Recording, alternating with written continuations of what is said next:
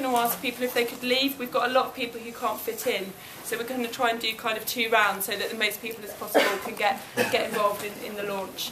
I'll hand over now to Yvonne Favag MP, who's very kindly hosting today for us. Right, well, thank you very much, everyone, for coming to the parliamentary launch of Justice for All. I mean, this campaign is a coalition of advice agencies, charities, trade unions, community groups and members of the public. And there's many representatives here. And I'm so pleased to see them because I worked for a CAB for 23 years before I was an MP. And I know how valuable legal aid was to our clients and to our bureau. And I know the stories, and that's why I'm so pleased we've got clients here as well. So we have to say, the aim of the campaign really is quite simple. It's to raise awareness of the vital importance of advice and representation on legal matters for the most vulnerable in our society. And it's to ensure that everyone is treated fairly under the law. There is no point in having the law unless you have access to it, and it shouldn't depend on how much money you've got. Well, we need this campaign because some of the guest speakers who are here today can best explain their own stories as to what a difference it made to them. And so I'd like to welcome Colin, who's a Community Links client who attended for advice. Colin's going to tell us his story. Good afternoon. Shall I just say an introduction quickly? Sorry, I'm Will and I work for Community Links. And I say thank you to Colin for coming. We're going to have to shoot out straight afterwards because Colin's has to go to work, and it's actually today's his 20th anniversary in his job. So it's not a good day to be late, so we're going to try and rush out as soon as possible. And just to make it a little bit easier, I'll just ask, do a little question and answer thing. So could you just first tell us about you and your background before you came to Community Links? Me and my wife, we've both been working. At one time, my wife had a bad accident. She worked in the hospital and she broke her ankle, foot and dislocated it. As time goes on, because she's a diabetic, she had a mild stroke. So in her job, she worked in where there's instruments, and her job she couldn't go back to, so they retired her. But in that time when I came to Community Links, they helped my wife because we had problems with the social. They stopped their money for a whole year, and the Community Links helped us to get it back. Then, myself, both of us, I made a total mistake. I took out more debt, more loans from the banks and Visa cards and everything. So I came to a point where both of us couldn't pay them anymore. Because I own my own place, they think you've got money. So in the end, I came to the Community Links because I had the debt collectors come into the house, asking them for money, can you make a forecast, and tell them how much you earn, how much you get. I couldn't do that because I don't know how to work it out properly. So when I got an advisor from Community Links, she helped me. But it's still ongoing because I've got to go back to her each year to do a forecast to how much money I can pay them. But since then, saying that, I've got a better knowledge how to deal with debt collectors because you don't bullshit them, excuse me. You don't tell lies to them. A little bit, not a lot. But at the end of the day, you've got to make sure that you can live and they can live. The most important ones that's got to be paid basically is your council tax and your mortgage. Without that, everything can go. As long as you pay them too, then you don't lose your place. Where I could have lost my place. Do you think the advice would have worked if it had been over the telephone rather than in person? I tried that over the phone. They send you papers, but that doesn't help you how to do it. And then they don't give you the same advice that you are one-to-one. Because when you get advice, it could take you an hour, 2 hours, 3 hours. So you need that advice in front of you, not over the phone. The phone does not work. Plus that, half the time when you tell the debt collectors that you've got this company on the phone, they don't recognise them. But they do recognise community links. Mainly because community links needs the sponsors of everyone. Because without them, where would I go? Got nowhere to go, nowhere. Who do I ask for advice for? What do you think would have happened if you hadn't received the advice? Probably been out in the street now. But I'm not. I'm still in my own place, so something must have gone right, as far as I'm concerned. So, thank you very much. Anyway.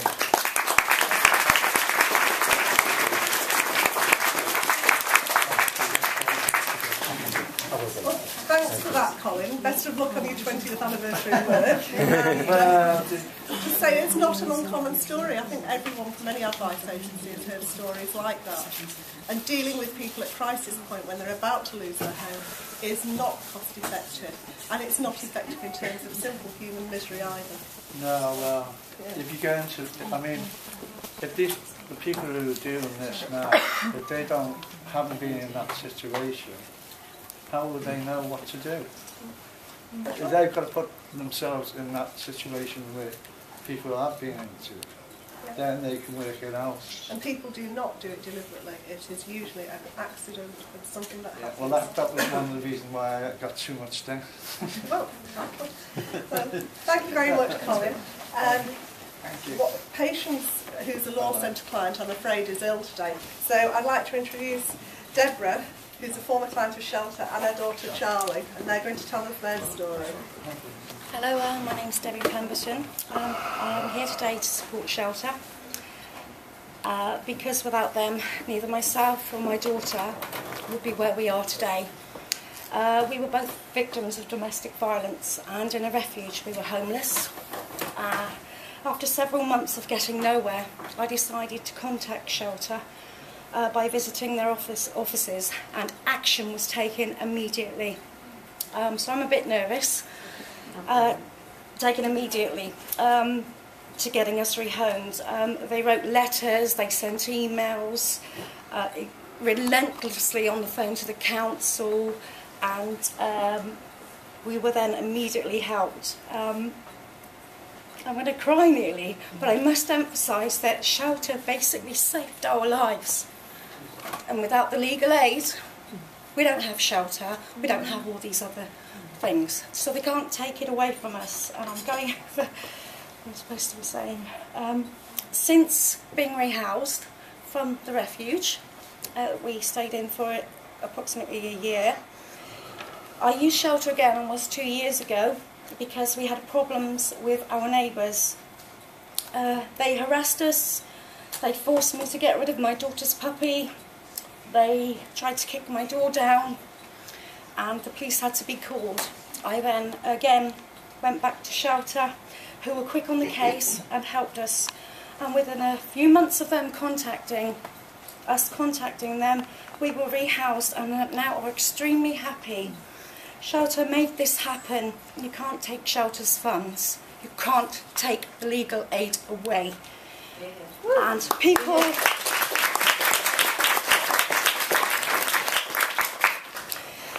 who have nowhere else to go, you must understand the extremity of what you want to do. Do you want homelessness rising? Do you want to see people on the street because they don't know who to turn to? Shelter are a genuine, extremely supportive charity, and so many people need them. Now my daughter Charlie would like to speak. Thank you.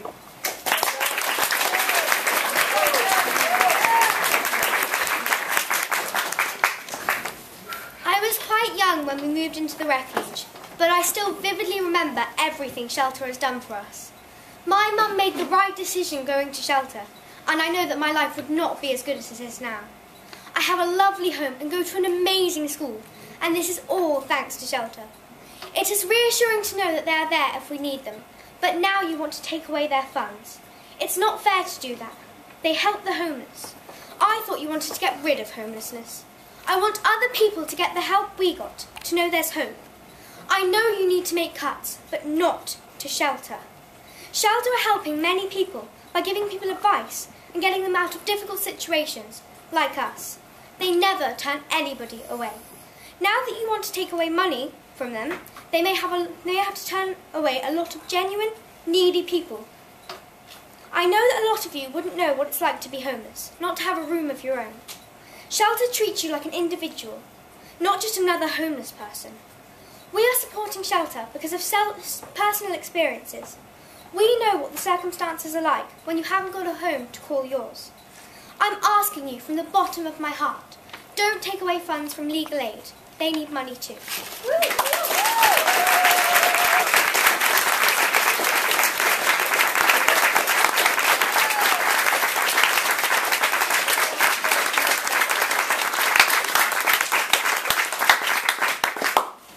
Thank you so much for that, and I think you really gave us the point that if you take away legal aid, you take away hope from people, and that shouldn't happen. I think we're waiting for a silent beef, but I think right there. he's right here, looking over it. Would you like to? Yes. Silent beef is the chair of the Justice Select Committee. Thanks very much, and thanks for the superb presentation just then. And most of us as constituency members of Parliament meet people in predicaments like yours, precisely because we're constituency members of Parliament and know how vital being able to point someone towards shelter, towards CAB, towards a neighbourhood law centre, or towards one of a number of other organisations is in these circumstances. We recognise as a committee that the government faces a major task with the costs overall of legal aid. And a lot of it is not about the kind of circumstances you described, it's about very different situations. It has to do something about it. But what looks likely to happen if we don't structure this very well is that at precisely the time that voluntary organisations are affected by local government cuts and by local authorities cutting their budgets, they will suddenly find that the calls on them to support people in circumstances such as have just been described will be much more numerous and more demanding. There are actually quite a number of tribunals at which it would be much better if we got back to not depending on the participation of lawyers, but on assisting people to present their own case at the tribunal. But that's exactly the job that many of the organisations I've just described do. And to launch a desirable adjustment in the way some of the tribunals operate without ensuring that the support is available would be a terrible mistake. And therefore, the Justice Committee has decided that during the month of February we will conduct an urgent inquiry into the legal aid proposals, and we'll be having particular regard to their potential impact in the areas we've described, and we expect to be taking evidence from representative examples of organisations like those present here today in order to assess what really will be needed if the legal aid changes go through in their present form to ensure that people do get the support that they require, and how that is to be provided, and to what extent government ministers have recognised and made provision for it. And this issue goes beyond the Ministry of Justice, because other bodies and departments, I've already mentioned local authorities, are involved in essential support for the organisations like those represented here today. And we need to see clear evidence that there is work going on across government departments and with local government to ensure that support is in place in the future. So that inquiry will begin very shortly.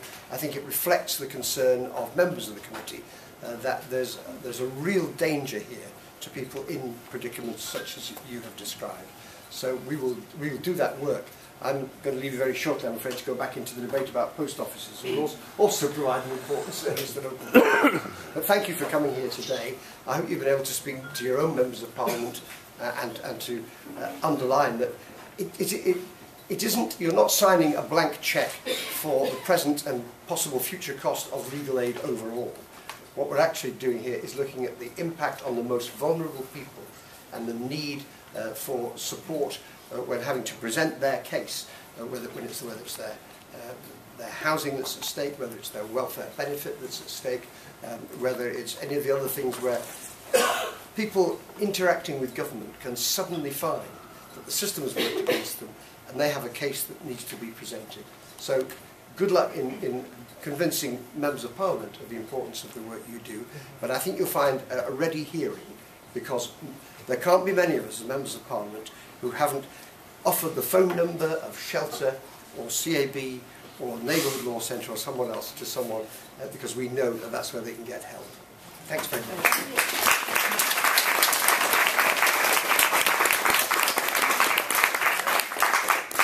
Thank you very much. I think we've got the Shadow Justice Minister here as well, who would like to say a few words before we close. And I'm sorry that we won't have any time for questions, but we've so many people outside that we don't want them to miss, particularly the touching story from Deborah and their daughter, if we don't mind doing it again.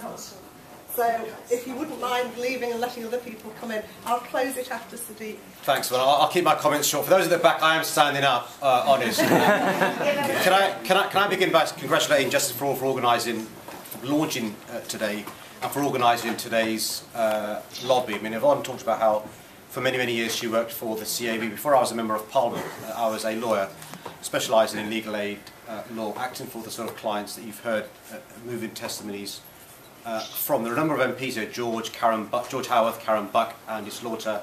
Alan talked about how the work many of the organisations do help our constituents get a better quality of life. It's worth reminding ourselves, people talk about the major achievements of the Attlee government of 1945, the NHS, the welfare state. Well, legal aid was one of those major achievements, and is one of the social pillars upon which the modern country we live in is built.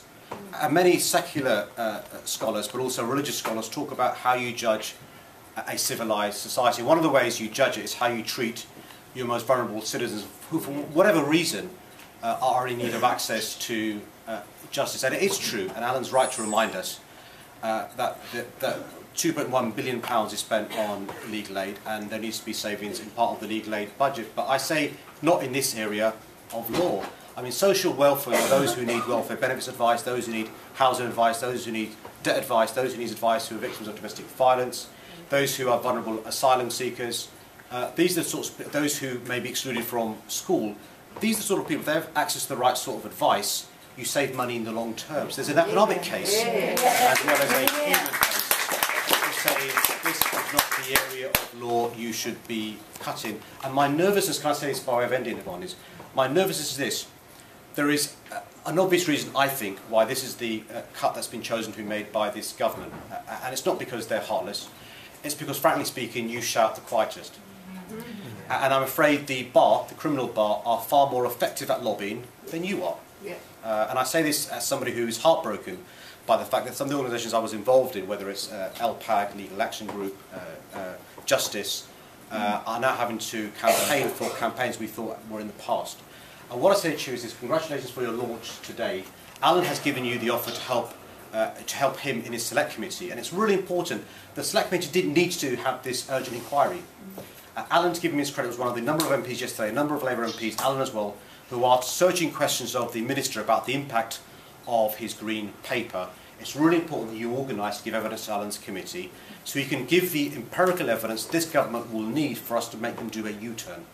And can I just say this, as somebody, George is here, Karen's here, a number of MPs are here, when you email us and write to us and say, come and meet us, has an impact. Right? Because we need your support to be re-elected. So even those of us who may not have a heart, who may not sympathise with your cause, will listen to a campaign which has numbers. So thank you for coming today. I will also sneak out, like Alan, to give others an opportunity to come in. Please, please, please, I say this in a non-patronising way, please, this campaign needs to mobilise and snowball if we're going to try and change what will be a cut that will be too far for many of the most vulnerable in our society. Thanks a lot.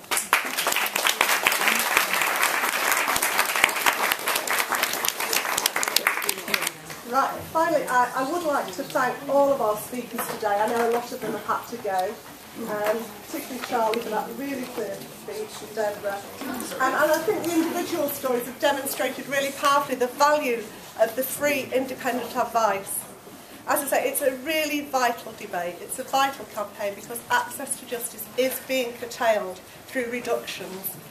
But we need to look at the real cost savings. What are we saving? What are we building up for the future in this? Everyone in the Justice for All campaign is passionate and concerned about giving vulnerable people the advice that and help that they need when they need it, not when they reach crisis point. We do not want to see people on the streets at crisis points. There are organisations here like Scope and Kids Companies, community charities from Gateshead to Devon. There's a lot happening. Can I urge all the MPs here to sign the early day motion that I tabled before Christmas? Do all you can to get your MP to add their name to that early day motion to save legal aid. We had a great debate in Westminster Hall just before Christmas where there just wasn't enough time for us all to speak. I'm hoping to get a backbench debate on that. We're going to keep moving forward on this campaign.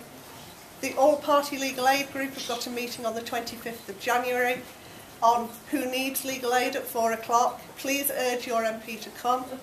And we'll be campaigning as Justice for All in all areas throughout the country. So do look at the website and give us your support. Thank you very much for coming and please continue to support this campaign.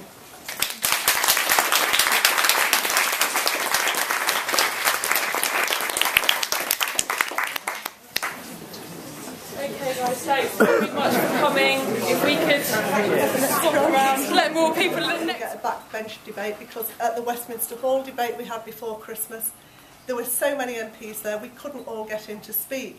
In fact, I think I was told I nearly knocked my chair over trying to get in. So let's hope we get a debate on the floor of the House as well. And it becomes a cross-party campaign because there are people on the other benches as well who are equally concerned and equally have got their constituents telling them the misery it would cause and the cost to the public authorities of losing legal aid. We'll be campaigning in Justice for All in all areas throughout the country, so I would urge you to have a look on the website. And thanks all for coming, and I hope you'll continue to support the campaign. I don't know if anyone else has any questions. We may have a bit of time for some questions. Yes, I think we've got a couple. Yes, just a point really. The fact you made the crappy answer yesterday to your point, saying the not-for-profit sector might not-for-profit sector might be able to respond. I've heard this before. And it's known people say, well, the CABs will pick up the slack. Yeah. And I think one big issue with this is the fact that this is about legal aid and that narrowness of legal aid. And your answer, mine to that would be actually, when you look at the local authorities and planned cuts in local authority spending that's already in the pipeline or actually happened, they're being hammered from that side as well. And there's also a complete lack of certainty about the financial inclusion fund.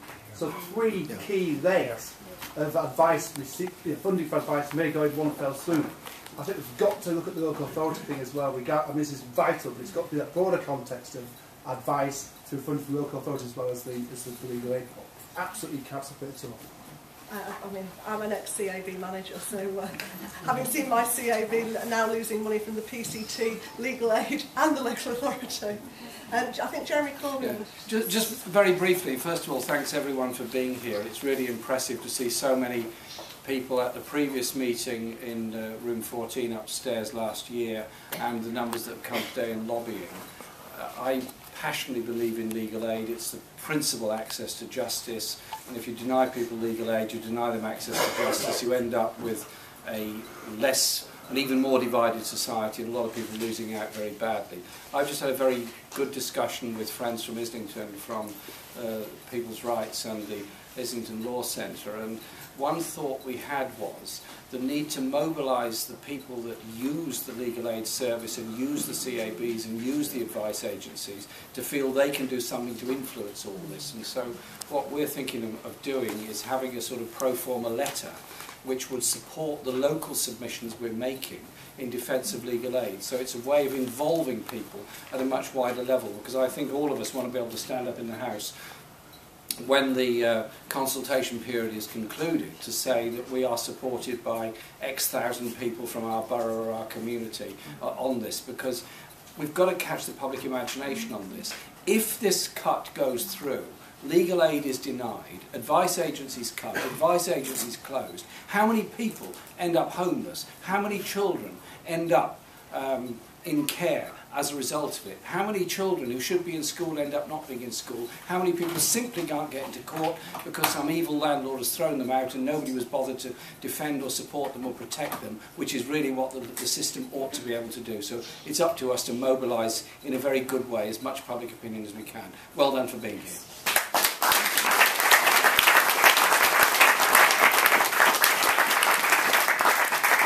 I think we have to conclude now, I'm afraid, because we have to get people to lobby their MP. But can I also ask you to post stories on the website My Legal? There is an opportunity there for clients to post their stories. I will try and get it round to MPs to look at My Legal, because any stories we have from people who've used advice, and I think it's demonstrated today, is more powerful than all the words we can put together. Thank you very much for coming. Can we just say that's mylegal.org.uk if anybody wanted the full web address? Can we say thank you to Yvonne as well for being such a strong supporter? Thank you, Yvonne.